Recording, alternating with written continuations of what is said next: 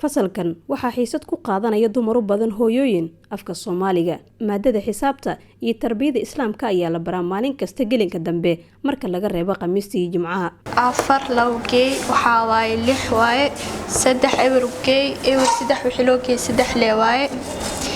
4 halugey 5 waaye. Faadumo Aadan iyada oo dhabta ku haysa canugeeda ayay qaadanaysaa xiisada balse arintan ayaa ku xambaartay inay wax barato. Hadda ka hor $130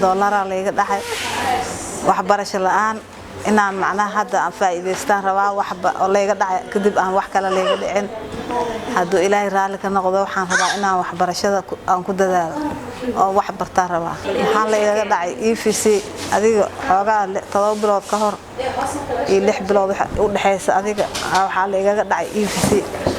lacaga macnaha kugu soo qaldalay dhahay markii dambe lacag ana iigu jirtaa laga baxsaday lacagta numberka ana ku sheegay saas dhahaliyay sidii aan dhahay number sirkayga la bagilay lacagtan waa baxay $130 laga dhahay saas daraadeed waxbarasho soo galay aniga naftirkii qaar kale sida Xabiiba Ibraahim oo 3 bilood dhiganayso iskuulkan tan iyo waqtigaasi waxba u kordhayay sida ay tilmaamayso aad ay u kala bedelantahay maalinta imaahay ilaa hadda ay kala duwan yihiin hadda sharadana qaadooyna fartaan oo ay boogko aan ku bilaabo ilaa hadda kan aan wado horta waa kala duwan yihiin alxamdulillah wax badan oo faa'iido waa ka fahmay marka horena waxa uu soo galay aqoon la'aan horta baadiya ka imaaday Quraan waa soo bartay laakiin Soomaaliga ma aan aqoonin marka anta soo galay ka hor meel waxaan ka raadiyay shaqo waxaa la dhahay foom buuxi kartaa mayaan dhahay hadaa buuxi karina iska jooga la dhahay meeshaada marka laga yimaado yididiiladeeda waxay sheegaysaa inay caqabad ka haysato imaatinkeeda joogtada ah ee iskuulka meeshan uu soo galay inaan wax barto hataa hadda iskuulka aan ka gaari waayo hataa iskuul agteyda inaan ku sii dhameystir day awoodi way kan hadda hoogaa baa ra'yiisa bidibooyiba waxaan ka soo tagay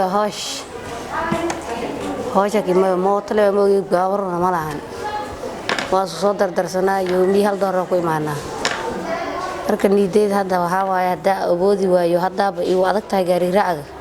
inaan meesha ina wax ku barto waxna marna aan reebin waxbarashadiisa ugu dhameystir ilaa jaamacada si gaari rabaa hadda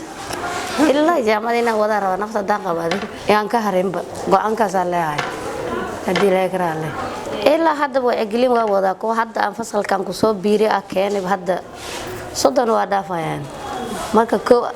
aan leey meeshan ku soo keenay Maam Faadumo qudeeda kama fogo hoygeeda goobta ay wax ka barato waxay sheegaysaa inay ka faa'iiday tacliinta ay qaadato dhigeeda ayay ku boorinaysaa inay tagaan goobaha waxbarashada si ay cilmi iyo aqoon u kororsadaan faham wax badan u dhaxay ma sha Allah hadda waa fiicanahay ilaa hadda iska leh waxbarashadeena ma sha Allah waa socotaa waa iska fiicanahay waa baranaa wax xisaabta noola dhiga Soomaalida noola dhiga alxamdulillah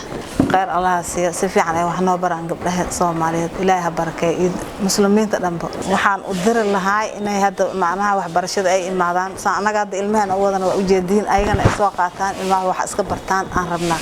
Cabdulqaadir Nuur Ciise oo ah maamulaha iskuulka 22 Oktoobar ayaa ka waramaya waxa ku dhaliyay inay si gaar ah dadka waaweyn ay wax u baraan. waxyaabaha ugu dhaliyay wacyiga guud keeni karo marka ugu horeyso maadaama aan nahay bah waxbarasho inta badan aan ku dhex jirno waxbarashada caqabadaha ugu waaweyn dadka haystana aan ka warqabno ay tahay wax akhris iyo qoraal la'aan ta ugu waaweyn dadka haysato gaar ahaan waliba gabdhaha aan hooyooyin guriga joogo dadka inta badan aan la tacaamulana waa hooyooyin 90% ciyaalka wax noo keeno waa hooyo